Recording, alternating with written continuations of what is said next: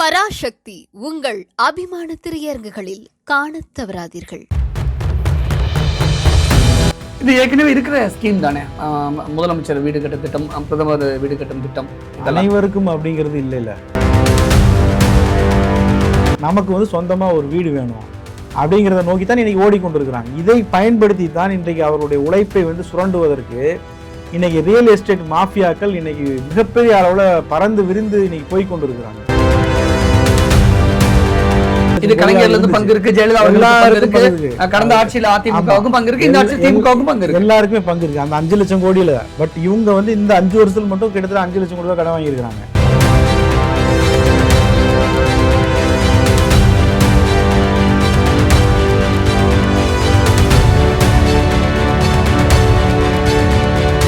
வணக்கம்.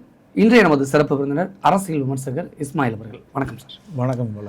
அதிமுகவுடைய முதற்கட்ட தேர்தல் வாக்குறுதிகளை வெளியிட்டிருக்காங்க. கிட்டத்தட்ட 5 அதிரடியான திட்டங்களை எடப்பாடி பழனிசாமி அறிவிச்சிருக்கார்.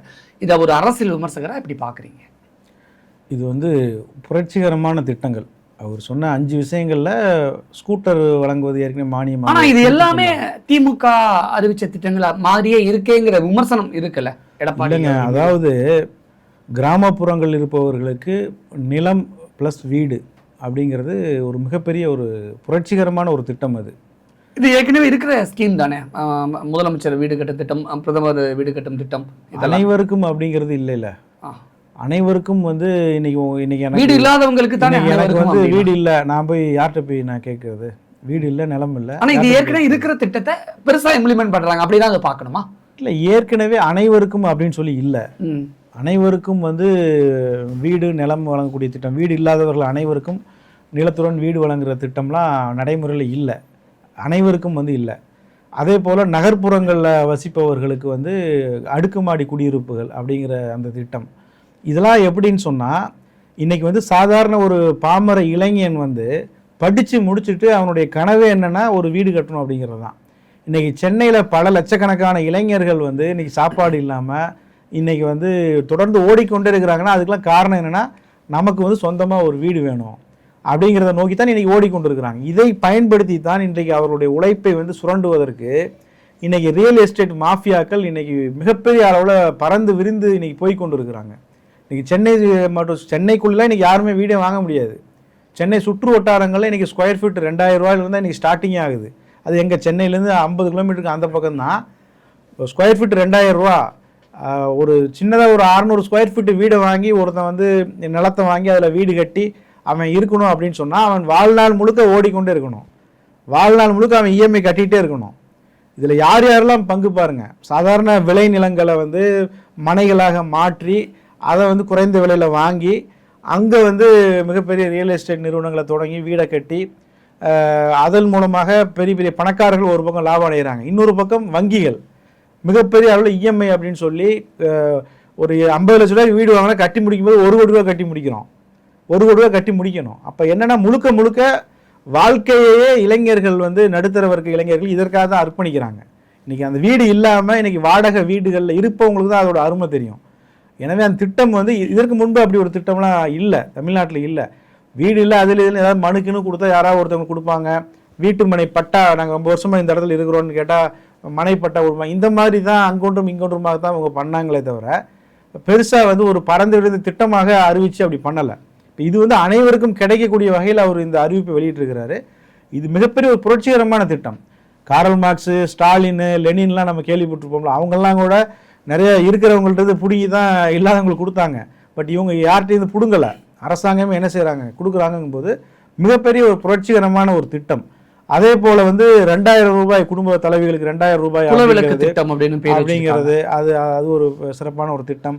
ஆண்களுக்கும் இலவச பேருந்து, அந்த ஆண்களுக்கு இலவச பேருந்து அப்படிங்கிறது இப்ப உதாரணத்துக்கு சொல்ல வரேனே, பெண்களுக்கு தான் அதிக முக்கியத்துவம் கொடுக்குறாங்க அப்படிங்கிற விமர்சனம் வருது. ஆண்கள்லாம் பாவங்கிற மாதிரியான சில சினிமாக்கள்ல சில மீம்ஸ் எல்லாம் நம்ம பார்த்துக்கிட்டே தொடர்ச்சியா பார்த்துக்கிட்டு இருக்கோம். அதோட அடிப்படையில பெண்களுக்கு சரிசமம் அப்படிங்கிறது தான் அப்படிங்கிற கேட்டகரி தான் ஆண்களுக்கு இலவச பேருந்தும் பார்க்கணுமா? அதே நேரத்தில் திமுக மகளிருக்கு 1000 ரூபாய் கொடுக்குது, அது அப்படியே காப்பி அடிச்ச மாதிரி 2000 ரூபாய் கொடுக்குறாங்க அப்படிங்கிற விமர்சனமும் இருக்குல்ல பொது வெளியில.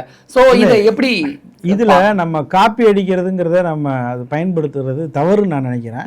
ஏன்னா தப்பி தவறி அவங்க ஒரு நல்ல திட்டத்தை திமுக அனௌன்ஸ் பண்றாங்க, ஆளுங்கட்சி விமர்சனம் பண்றாங்க. அதை காப்பி பண்றது தப்பு இல்லைங்கிற நான் அதை காப்பி பண்றதுல அதை இரட்டி பாக்குறதுல தப்பு இல்லைன்னு தான் நான் சொல்றேன். பெண்களுக்கு மட்டும் அவங்க கொடுத்தாங்க 1000 ரூபாய் கொடுத்தாங்க, 2000 ரூபாயை கொடுப்பதில் என்ன தப்பு இருக்கு? 1000 ரூபாய் இன்னைக்கு வந்துங்க கிராமப்புறங்களில் இருக்கக்கூடிய பெண்கள்லாம் சொந்த மகனே 1000 ரூபா அவங்களுக்கு கொடுக்க முடியல, சொந்த மகனே ஒரு 2000 ரூபா அவங்களுக்கு கொடுக்க முடியாது. ஏன்னா நடுத்தர வர்க்கம் சென்னையில் வேலை செய்கிறாங்க, 10,000 15,000 சம்பளம் 20,000 சம்பளம் வாங்குறவங்க இங்கே வாடகை கொடுத்து இங்கே எல்லாம் பண்ணி வீட்டில் இருக்கக்கூடிய அவங்க குடும்பத்தினருக்கு பணத்தை அனுப்புறதுங்கிறது ரொம்ப சிரமம். அந்த வகையில் 1000 ரூபா அவங்க கொடுக்கறது ஒரு யூஸ்ஃபுல்லான ஒரு திட்டம் தான். அது 2000 ரூபாங்கும் போது இன்னும் அது திமுக கடந்த தேர்தலில் ஜெயிச்சதுக்கு மகளிருக்கு 1000 ரூபாங்கிறது முக்கியமான ஒரு விஷயமா இருந்தது. திமுக வெற்றியை நிர்ணயம் செய்த ஒரு வாக்குறுதியா இருந்தது. இப்ப 1000 ரூபாய் இல்ல நாங்க 2000 ரூபாய் தரோம் அப்படின்னு அதிமுக சொல்லுதுன்னா அப்ப அதிமுக வெற்றி வாய்ப்பு கிட்டத்தட்ட உறுதியான மாதிரி அப்படிதான் இதை பார்க்கணுமா? கண்டிப்பா எப்பவுமே தமிழ்நாட்டை பொறுத்த வரைக்கும் சில திட்டங்கள், சில முக்கியமான திட்டங்களை ஒவ்வொரு அரசாங்கமும் இப்போ திமுக ஒரு நல்ல திட்டம் கொண்டு வராங்கன்னா அதை அதிமுக விரிவுபடுத்துவாங்க, அதிமுக கொண்டு வந்தாங்கன்னா திமுக விரிவுபடுத்துவாங்க. இப்போ அண்மையில் தான் ஸ்டாலின் அவர்களுடைய இந்த ஆட்சி காலத்தில் பார்த்தீங்கன்னு சொன்னால் நிறைய திட்டங்கள், நல்ல திட்டங்களை ரத்து பண்ணிட்டு வர்றாரு. அவங்க கொண்டு வந்த திட்டங்களை ரத்து பண்ணுறாரு. பட் எடப்பாடி பழனிசாமி அப்படி செய்யலை. இல்லை 1000 ரூபா கொடுக்குறாருன்னா உடனே நாங்கள் அதை செய்ய மாட்டோம்னு அவர் சொல்லலை. அதை 2000 உயர்த்தி தரோம் அப்படின்னு சொல்லி அந்த வழியாக இப்போ அந்த பாரம்பரியத்தை அவர் கடைபிடிக்கிறார். ஆனா இந்த இடத்துல ஒரு பெரிய விமர்சனம் என்ன இருக்கு எடப்பாடி பழனிசாமி மீது அப்படின்னா, ஏற்கனவே தமிழ்நாடு நிதி பற்றாக்குறையில எப்படி சொல்றது தள்ளாடிக்கிட்டு இருக்கு, என்ன பண்றதுனே தெரியல. இவ்வளவு தூரம் திமுக அரசு கடன் சுமையை ஏற்றி வச்சிருச்சுன்னு பகிரங்கமான குற்றச்சாட்டை திமுக மீது சுமத்தியதே திரு எடப்பாடி பழனிசாமி அவர்கள் தான். ஆனா அவரே 1000 ரூபாய் இல்ல நாங்க 2000 ரூபாய் தரோம் அப்படின்னு சொல்லும் பொழுது அப்ப ஏற்கனவே தமிழ்நாட்டுல கடன் சுமை இருக்குன்னு நீங்க தான் சொல்றீங்க. நீங்களே 2000 ரூபாய் மாசம் தரேன்னா தமிழ்நாடு இன்னும் மேலும் கடன்ல தத்தளிக்கணுமா அப்படிங்கிற கேள்விகளையும் ஆளுங்கட்சி தரப்புல இருந்து முன்வைக்கப்படுதுல. அதாவது தமிழ்நாட்டினுடைய மொத்த கடன் அதிமுக ஆட்சி காலத்துல 5 லட்சம் கோடி தான். அதாவது 5 லட்சம் கோடியுமே அதிமுக ஆட்சியில வாங்கினது இல்லை. 10 வருஷம் அதிமுக ஆட்சியில வாங்கினது கிடையாது. ஏற்கனவே இருந்து வந்ததுல இவங்க ஆட்சி முடியும் போது 5 லட்சம் கலைஞர்ல பங்கு இருக்கு, ஜெயலலிதா கடந்த ஆட்சியில அதிமுகவுக்கும் பங்கு இருக்கு, இந்த ஆட்சி திமுகவுக்கும் பங்கு இருக்கு, எல்லாருக்குமே பங்கு இருக்கு அந்த 5 லட்சம் கோடியில. பட் இவங்க இந்த 5 வருஷத்துல மட்டும் கிட்டத்தட்ட 5 லட்சம் கோடி ரூபாய் கடன் வாங்கியிருக்கிறாங்க. அதுதான் விமர்சிக்கப்படுது. அடுத்ததாக இந்த பெண்களுக்கு 1000 ரூபாய் கொடுக்கறதுனாலயோ மகளிர் பேருந்து இலவசமா கொடுக்கறதுனாலயோ அதெல்லாம் இன்னும் கடன் அதனால மிகப்பெரிய கடன் அதிகரிக்கிறது இல்ல. நம்ம அப்படி பார்க்க முடியாது. இப்ப பெண்களுக்கு பேருந்து நம்ம இலவசமா கொடுக்கறோம் அப்படின்னா ஒட்டுமொத்த நிதியையும் தமிழக அரசு அந்த பொறுப்பேற்றுக்குது. அது எத்தனை ஆண்கள் மட்டும் அது எத்தனை கோடி எத்தனை சதவீதம்? சரி, 1% கூட இருக்கு. இப்ப மகளிருக்கு இலவசமாக கொடுக்கறதுனால தமிழ்நாடு முழுக்க ஆண்களுக்கும் இலவசம் பெண்களுக்கும் இலவசம்னா ஏற்கனவே தமிழ்நாடு போக்குவரத்து துறை லாஸ்ல போயிட்டு இருக்குன்னு சொல்றாங்க. இப்ப ஒட்டுமொத்த பேருக்குமே இது ஃப்ரீ அப்படின்னு ஆயிடுச்சுன்னா அப்போ இன்னும் பல மடங்கு 0 தான் லாபம். அது எப்படி 0 தான் இது கணக்கு காட்டுறதா இல்ல கணக்கே காட்டவே வேண்டாமா? அதாவது இலவச பேருந்து இப்ப மகளிருக்கு கொடுத்துருக்குறாங்க. இப்ப ஆண்களுக்கு கொடுக்கும்போது அந்த பேருந்துல டாட்டாவோ பிர்லாவோ அல்லது ஒரு அட்லீஸ்ட் ஒரு கவுன்சிலரோட பையனோ கூட போக மாட்டாரு. கவுன்சிலரோட பையனே பெரிய நீங்க சொல்றது கரெக்ட். நான் என்ன சொல்றேன், யாரு பையன் ஒரு பேருந்து ஒரு நாளைக்கு நம்ம விடுறோம் அப்படினா அந்த பேருந்து டிக்கெட் எடுக்கல. அப்ப அதுல ஒரு பேருந்து ஒரு நாளைக்கு உதாரணத்துக்கு ஒரு நாளைக்கு ஒரு பேருந்து கவர்மெண்ட் பேருந்து ஓடுது, 10,000 ரூபாய் ஒரு இன்கம் வருதுன்னு வச்சுக்கோங்களேன். இன்கம்னா ஒரு அமௌண்ட் வருது. பெண்களுக்கு 5,000 ரூபாய் ஒதுக்கிடலாம், ஆண்களுக்கு 5,000 ரூபாய் வருது. ஏன்னா பெண்களுக்கு இலவசமானதுனால இந்த 5 வருஷத்துல ஆண்கள் செலுத்தக்கூடிய தொகை மட்டும் 5,000 ரூபாய் வருது.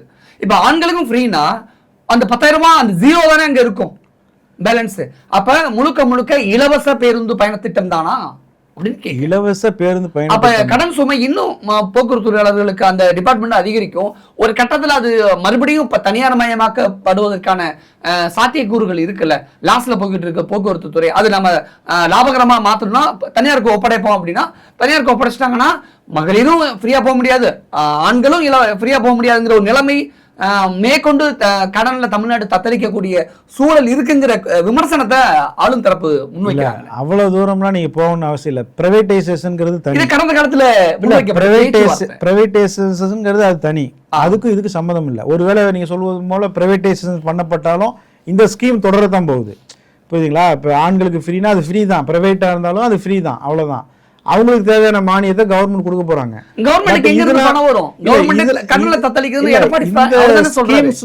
கவர்மெண்ட்டுக்கு பெரிய நிதி பற்றாக்குறை ஏற்பட போவது இல்லை. எப்படி சொல்றீங்க? அது வந்து ரொம்ப ரொம்ப 1% கூட வராது. சரிங்களா? மொத்த கடன்ல வந்து 1% கூட வராது. இந்த இலவச பேருந்து திட்டத்தினாலேயோ அல்லது வந்து இன்னும் இப்போ அறிவிக்கப்பட்ட திட்டங்கள்னாலேயோ கவர்மெண்ட்டுக்கு பெருசா எந்த லாஸ் வரப்போறது இல்லை. அவங்க வந்து பணக்காரர்களுக்கு விதிக்கப்படக்கூடிய வரிகள்ல கொஞ்சம் கூடுதலா விதிச்சா வேலை முடிஞ்சிச்சு, அவ்வளவுதான். பணக்காரர்களுக்கான வரி அதிகரிச்சுட்டா வேலை முடிஞ்சிச்சு. சென்ட்ரல் கவர்மெண்ட் மீது ஒன்றிய அரசு மீது கடுமையான விமர்சனம் இருக்குல்ல. பணக்காரங்களுக்கெல்லாம் வரியை ஒட்டுமொத்தமா தள்ளுபடி பண்ணிட்டு ஏழைகளுக்கான வரியை முழுசா வசூலிக்கிறாங்க. இது என்ன அப்படிங்கிற விமர்சனம் ஒன்றிய அரசு மீது காலகாலமா இலவச ஆண்களுக்கான இலவச பேருந்து திட்டம்ங்கிறது அவ்வளவு சாதாரணமான திட்டம் இல்ல. புரிஞ்சுக்கணும். ஏன் அப்படின்னா இன்னைக்கு அரசாங்க பேருந்துகள் எல்லா பேருந்துகளும் ஃப்ரீ இல்லை, அதையும் நீங்கள் தெரிஞ்சுக்கோங்க. இன்னைக்கு ஏசி வால்வோ பேருந்துகள்லாம் இருக்குது, அதுலலாம் ஃப்ரீ கிடையாது யாருக்குமே.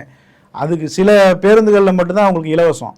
அப்படி ஆண்களுக்கும் இலவசமாக கொடுக்கும்போது இன்றைக்கு வந்து சென்னையில் அந்த பேருந்தை பயன்படுத்துவது 10,000 ரூபா 15,000 ரூபா சம்பளம் வாங்கக்கூடியவர்கள், சாதாரண துப்புரவு பணியில் ஈடுபடக்கூடியவங்க, இந்த மாதிரி அமைப்பு சாரா தொழிலாளர், இவங்க தான் அந்த பேருந்து அதிகமாக பயன்படுத்துகிறாங்க.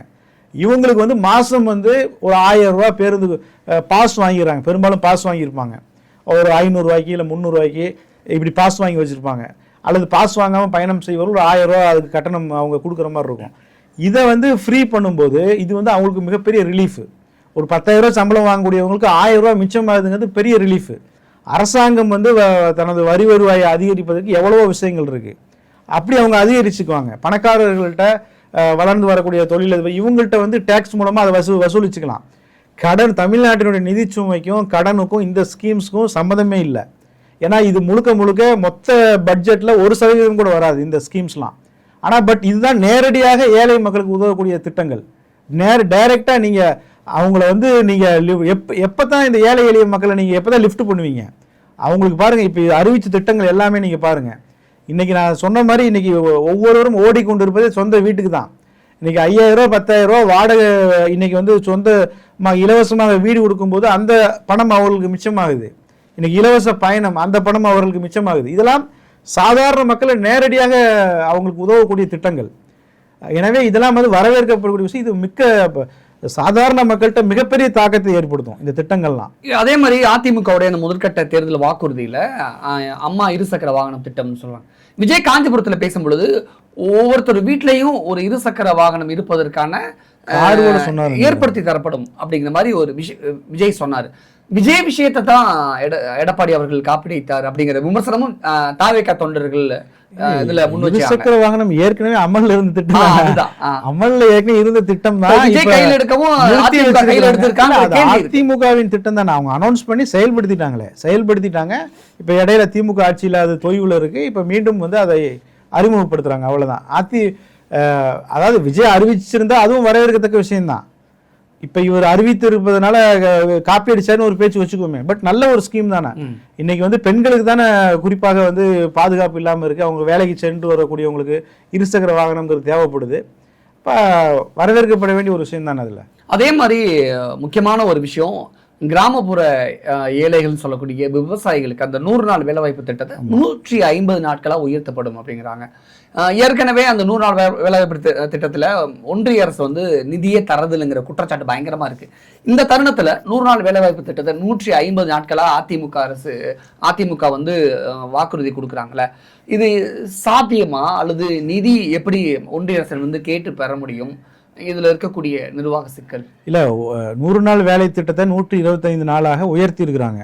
அதே நேரம் வந்து மத்திய அரசாங்கத்தினுடைய நிதியை வந்து குறைச்சிட்டு மாநில அரசாங்கத்தினுடைய பங்களிப்பை அதிகப்படுத்தி இருக்கிறாங்க. இது வந்து இந்தியா முழுவதும் தான், தமிழ்நாட்டுக்கு மட்டும் இல்லை, இந்தியா முழுவதும் தான் அவங்க அமல்படுத்துறாங்க. இதுல மாநில அரசாங்கம் கூடுதலாக நிதியை கொடுக்க வேண்டிய ஒரு நிர்பந்தம் ஏற்பட்டிருக்கு. இதை வந்து 2 கட்சிகளும் சேர்ந்து போராடி இதை தீர்க்கப்பட வேண்டிய விஷயம், இது தனி. பட் இதை 150 நாளாக உயர்த்தி இருப்பது ஒரு புரட்சிகரமான ஒரு திட்டம் தான்.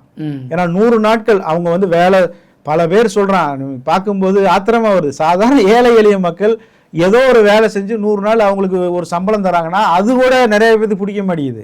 அவங்க சும்மா உட்காந்துருக்குறாங்க, கதை பேசுறாங்க, அவங்க பேன் பார்க்குறாங்க, என்னன்னாலும் செய்யட்டுமே, சும்மா கூட வீட்டோட உட்காந்துருக்கட்டுமே. அவங்க வாழ்வாதாரம் இல்லைன்னு தான் அந்த வேலைக்கு வராங்க. அவங்களுக்கு ஏழை எளிய மக்களுக்கு தினக்கூலி மாதிரி கொடுக்குறாங்க. இதில் உங்களுக்கு என்ன அவ்வளோ வைத்தறிச்சல்? அதை 150 நாளாக உயர்த்திருப்பது மிகப்பெரிய ஒரு புரட்சிகரமான ஒரு விஷயம். இன்னைக்கு பல பேர் வந்து அது கூடாதுங்கிறானே, 100 நாள் வேலை திட்டமே கூடாது, அவங்க ஏன் சோம்பேறி ஆக்குறீங்க அப்படின்னு சொல்லிட்டு இருக்கான். இல்ல அந்த விமர்சனம் ஒரு பக்கம் இருக்கு, நிறைய பேர் கண் கூட பார்த்திருக்கோம், சும்மாவே உட்கார்ந்து இருப்பாங்க அப்படிங்கிறது. ஆனா சும்மா உட்காரட்டுமேங்கிறேன். மாவட்ட ஆட்சியர் ஜட்ஜெல்லாம் வந்து என்னங்க மம்முட்டி எடுத்த வெட்டுறாங்க, எவ்வளவு லட்சம் ரூபாய் சம்பளம், எவ்வளவு காரு அவங்களுக்கு, எவ்வளவு பங்களா அவங்களுக்கு, என்னங்க அப்படி கிழிக்கிறாங்க இவங்கெல்லாம்? ஒரு ஜட்ஜு வந்து ஒரு தீர்ப்பு கொடுக்குறாரு, இன்னொரு ஜட்ஜு வேற ஒரு தீர்ப்பு கொடுக்குறாரு, இவங்கெல்லாம் கேட்க ஆள் இல்லை, இவங்களுக்கு அவ்வளோ பெரிய மாளிகை, இவங்க காரு போகிறதுக்குனே தனியாக ஒரு வழி, அவ்வளவும் இந்த கவர்மெண்ட் தான் கொடுக்குது. சாதாரண ஏழை எளிய மக்கள் சும்மா உட்காந்துட்டு போகட்டுமே, அவங்களுக்கு கொடுக்கல, உங்களுக்கு என்ன அப்படின்னு வைத்தறிச்சல்? நான் கேட்குற கூடாதுன்னு சொல்கிறவங்கள நான் கேட்குறேன். புரியுது. அவங்க காலங்காலமாக ஒடுக்கப்பட்டவங்க, கிராமப்புறங்களில் வேலையே இல்லாமல் அம்பானி அதானி மாநிலம் வந்துடுவானா 100 நாள் வேலை திட்டத்துக்கு? சாதாரண ஏழை எளிய மக்கள் தானே வராங்க, ஒடுக்கப்பட்ட மக்கள், தலித் மக்கள், இவங்க தான் வராங்க. அதில் என்ன உங்களுக்கு அவ்வளோ வைத்தறிச்சல்? 100 நாள் 150 நாள் புரட்சிகரமான ஒரு விஷயமா நான் பார்க்குறேன். இப்போ எதுவுமே இல்லைன்னு சொல்லி தாங்க அவங்க வராங்க, பெண்கள் தான் பெரும்பாலும் வராங்க. அதில் என்ன உங்களுக்கு அவ்வளோ இது? அது ஒரு அருமையான ஒரு திட்டம், அப்படிதான் நான் பார்க்குறேன். இப்போ உங்களுடைய அந்த அரசியல் அந்த விமர்சனத்தின் அடிப்படையில் அதிமுக முதற்கட்ட அந்த தேர்தல் வாக்குறுதிகள் அறிவிச்சிருக்கு, அது 5மே முத்தாய்ப்பான ஒரு வாக்குறுதியா அப்படிதான் தென்படுது. ஆனாலும் அதே நேரத்தில் ஆளுங்கட்சி தரப்பிலிருந்து வைக்கக்கூடிய சில விமர்சனங்களுக்கும் பதில் தேட வேண்டிய ஒரு கடமையும் இருக்கு. அதன் அடிப்படையிலே தான் இவ்வளோ கேள்விகளை நான் முன் வச்சேன். ரொம்ப அழகா அந்த அரசியல் விமர்சனங்களை தொகுத்து முன் வச்சீங்க. பொதுமக்களுக்கு சென்று சேரும் அப்படின்னு நம்பலாம். நிறைய விஷயங்கள் ஷேர் பண்ணிக்கிட்டீங்க. மிக்க நன்றி. நன்றி.